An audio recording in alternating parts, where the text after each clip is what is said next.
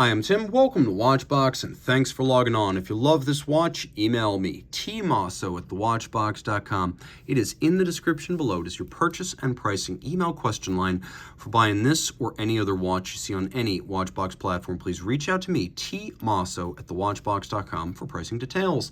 Today, we are discussing a watch launched in 2005 in only 25 pieces. This is the Lange Söhne Grosse Langematik Gangreserve. Now, the year and the edition, first and foremost, celebrating 100 years of the Wempe chronometer manufacture in Glashütte.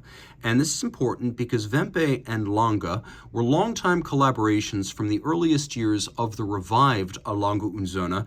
In 1994, some of the very first watches from the reborn Lange went to the celebrated German retailer Wempe.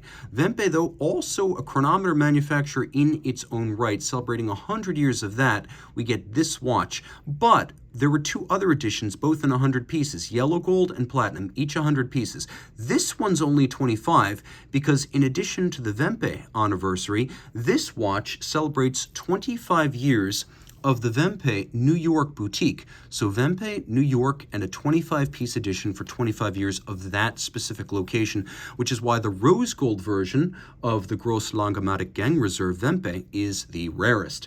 Now, it's a big watch by Lange standards, or at least by 2005 Lange standards, 40.5 millimeters in diameter as I measure it with my calipers, 9.6 millimeters thick, 47.8 millimeters lug-to-lug with a 20 millimeter spacing between the lugs. I'll throw it on the wrist. My wrist is 16 centimeters in circumference, and it's actually not as broad as I'd expect for a 40 plus. Being under 48 millimeters lug-to-lug, I can recommend this for a wrist as small as 14 centimeters circumference. Again, my wrist is 16, and it'll easily slide underneath the cuff, no problem. A thin watch with a generously sloped domed bezel.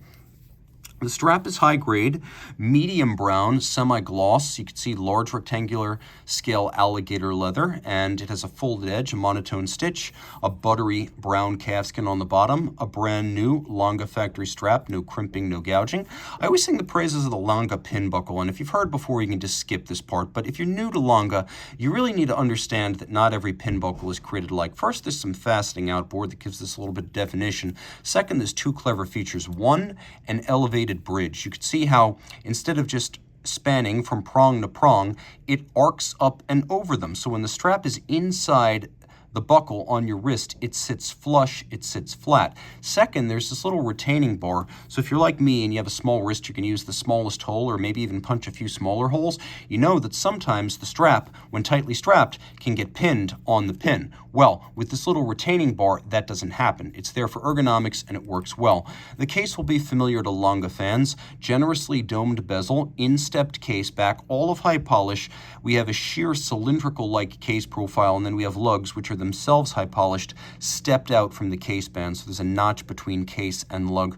We have a Lange branded crown right here, and then a dial made of sterling silver. So Lange dials in general are made of precious metals. This one's sterling silver. It's then galvanized this silver white. It has a vintage aesthetic inspired by East German marine chronometers of the 19th and 20th century. So that's where this design specifically comes from. There's a lot of East German watchmaking heritage tied up in the look of this watch, and specifically it is marine navigation clocks being referenced. It also has a nice bilateral symmetry. If you split it down the center, it's symmetrical side to side. Now we have sunken sub-registers for running seconds, and then the power reserve indicator. And if you look carefully, you can see there are little concentric patterns that have been cut into these sub-registers. Hands are alpha at center. They are steel. They are fired blue. They're polished at their center with a mirror-polished cannon pinion. The watch features a zero reset stop-second system, so when you pull the crown, not only does it hack the movement, but it resets precisely to the index at 60, so you can set the watch easily against a reference time. Although the watch is automatic winding, we do have the ability to manually wind it if we want to see the power reserve indicator moving in real time, right up to 48 hours maximum power reserve. The watch is 30 meters water resistant, so dress watch, don't take it swimming. Here we have the Saxomat caliber. This was the 921.6, so the 6th version of the 921. The way you read a Lange caliber number is the first two numbers. 92 means that's the year they started work. 1 means it was the first movement they started that year. And then 6 means it is the 6th evolution of the 921. So you get a 3/4 rotor, and check this out. The rotor itself is multiply finished, at least 3 or 4 different ways. It's made of 21 karat gold. Blued screws then hold it to a platinum mass, which has been beveled on its edge and solarized on its top. Double precious metal rotor with black polished bearing at center. All of this automatically winding, of course, 48-hour power reserve, 6 beats per second, pivoting on 42 joules, adjusted in 5 positions, which is the high horology and chronometer standard. Lots to love. Black polished ratchet wheel atop the barrel, black polished screws as well as fire blued screws, black polished steel swan's neck fine adjustment mechanism, black polished cap to the escape wheel cock. And if you look, black polished anchor and escape wheel. Take a close look, you can see that there's even mirrored beveling on the edge of the steel cap, as well as the German silver bridges. So this is a nickel copper zinc alloy, sometimes called German silver. Its defining metal is actually copper, which gives it its golden hue. And then we have stripes across the bridges. We have 1, 2, 3 different sizes of engine turning on the base plate, with solarization and beveling on the bridge just below the rotor. And then you can see that the watch includes a freehand engraved balance cock. No two of these are exactly alike. The artisans who do this for Lange, this is their solo gig. This is very taxing, extremely skilled, and because it's done with a burin and a hammer, no two are exactly alike. It's not done with an engine, it's done with hand tools.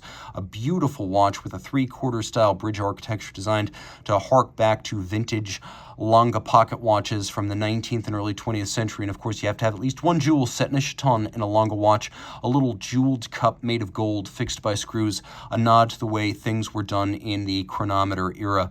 A really fantastic watch, interesting on a whole bunch of different levels, and a watch that is exceptionally rare, as only 25 people globally will have the pleasure of wearing this one. So reach out to Team Mosso at thewatchbox.com for purchase and pricing details.